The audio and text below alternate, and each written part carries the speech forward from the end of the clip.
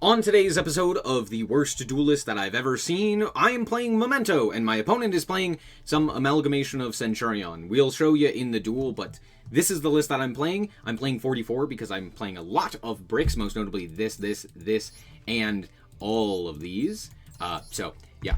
Playing 44 makes sense, and let's just hop into the duel and show you how this deck does. Or, more specifically, how bad my opponent does.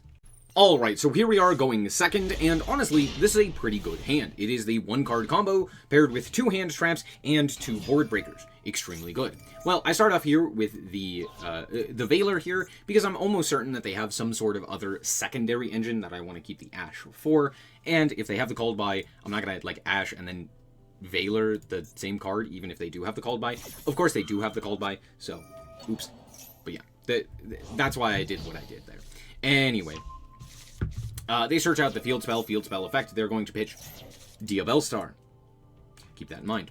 They're going to go for Truegeya effect. Then they're going to go for the Gargoyle. Gargoyle is going to become a 4, with which they will make Banshee. I'm going to Ash this. It does get ashed. They drew the OSS, of course. But of course they drew this. Why would they not have? So yeah, okay. Out comes Snake Eyes, I guess? Okay, here comes Snake Eyes. They're going to do Snake Eye stuff. Sure. Okay, search out field spell effect. Put the guy into the back row. Yada yada, go Link Kariba. You've seen the Snake Eye stuff, right? It'd be a shame if it wasn't Snake Eyes. Don't worry. It's going to get real weird. They make Sprint. Why is Sprint here? Oh, that's right. To send a White Forest monster. Specifically, a Stellar. Which then special summons itself because a card was sent to the grave. Flomberg is going to put a card into the back row, which is then going to be used for a Stellar, which is then going to go into the White Forest cards. What is happening? What is this? Also, if they don't draw Called By, Imperm Ash just immediately cooks this deck. But alas, they did. And now we have to deal with a 5 Rainbow Magician, which if you don't know what this does, it says you cannot Pendulum Summon except from the extra, and this card, or this effect cannot be negated. Cool. Each player applies one of these effects based on the number of set cards in their spell and trap card zone. Now keep in mind, spell and trap card zone, that will come up later. But each player applies one of these effects based on the number of spell and trap set cards in their spell and trap card zone. 0. All monsters cannot attack or activate their effects. Or, 4+, the attack of all monsters is doubled. Whoa, crazy. I'm sure you've seen this Floodgate, but yeah. The idea behind this whole end board is basically White Forest search out that guy. Anyway, they're going to continue doing White Forest stuff. They're going to go into the Diabell. They're going to go Diabell, search out or add back the stand-up Centur-ion, because of course. Then they're going to go for the Auxilia. Sure, Auxilia into stand-up, into, shuffle back, bring back a 4, go into another 12, which out comes the Crimson Dragon. Crimson Dragon is then going to, Flomberg is going to bring back these 2 guys. They're going to make the Cosmic Blazar, and then out comes the Silhouette Rat, which is then going to set Apophis. Now, this card is actually pretty good, and it almost wins them this game. Almost being the keyword here. Now, they're going to keep clicking buttons and go into another Crimson, and then they're going to activate this and pass the turn on, honestly, a pretty formidable board, all things considered. Now, I'm immediately going to start off here with the Super Polymerization. Now, I'm stupid and think that, oh, I can Super Poly Auxilia and Cosmic Blazar with the Mud Dragon. Mud Dragon is the worst written card I've ever seen. It's different attribute, it's same attribute and different type. Why is it?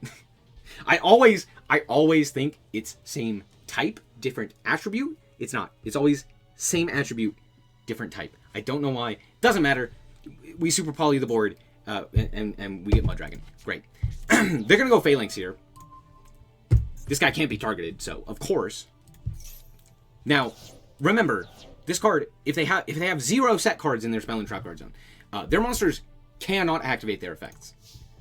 Keep that in mind. So I'm immediately going to set a card, and then I'm going to go for the Mud Dragon here, calling Dark, because I'm like, maybe they have, well, I mean, they don't have anything that targets, but like, maybe they'll negate it. They did. That was a joke. I was kidding when I said, maybe they'll negate it. They just do. So now I get to do Memento combo. which if you don't know what it is, we search out Tatsu. Tatsu special summons itself, and of course they're going to go for the Apophis. This actually does matter immensely because of the way that Ange Witch works. So, yeah, this being negated really, really sucks here, but we can maybe do something here. Anyway, we send specifically Gaddock, Mace, and Goblin to the graveyard, which then Gaddock special summons itself, and then activates its effect, adding back a card. We're just going to add back the Tatsu, pretty much just as discard fodder. I'm lucky here, because I do need to activate the effect of the Ange Witch.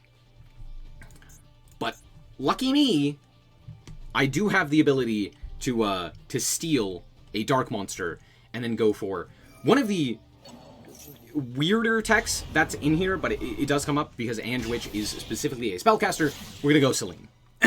So we go for the Selene here. Also, my opponent has nothing at this point, so there's that. Unless the last card in hand is actually something and they've been waiting this entire time to use it, alas, they have nothing. So we go for the Ange Witch, which pops itself and then grabs Mace. Mace grabs the Fusion by popping itself. Then the Fusion can activate, shuffling back 2 cards to go into Twin Dragon. Twin Dragon is going to pop itself as well, and then go into Horned, as well as just another guy, basically. It doesn't really matter too much, because that guy is going to get shuffled back because we don't have enough names. But that's beside the point. Goblin is going to be special summoned off of the effect of the Twin Dragon when it's destroyed. And then we're also going to special summon the Horned Dragon here as well. Here we are specifically going to dump Cranium and Combined Creation. Cool. Anyway, we're going to pop the Horned Dragon here to grab up our other field spell. We could have potentially grabbed an additional card here and gone Access Code Talker or something like that, which realistically, now that I'm thinking about it, probably would have been better, but alas, I didn't, because it's funnier to do this way. We're going to shuffle back 5 guys in order to go for the Combined Creation and just walk over the field, and then activate the field spell, which is then going to set from our deck, from the grave, Cranium. Out comes the Blazar, and remember what I said earlier about 5 Rainbow. Specifically, the fact that they need to have set cards in their spell and trap card zone. Just keep that in mind. As of right now, they can't activate anything. So, there's that. They're going to think that does a thing. Anyway, I'm going to activate my effect of Selene, which is going to special summon out the Ange Witch, and then I'm also going to activate my effect of the Combined Creation and the Ange Witch, because they did a thing. I get to do a thing as well. Anyway, Maxi activates. Cool. I go for the Dark Blade here. I special summon the Dark Blade. I activate the effect of the Dark Blade. I pop this because I'm like, oh, surely they can activate. No, I'm stupid. We're all stupid. We're all collectively dumb. Anyway, my opponent still hasn't figured out what is happening. Makes the SP, and then concedes.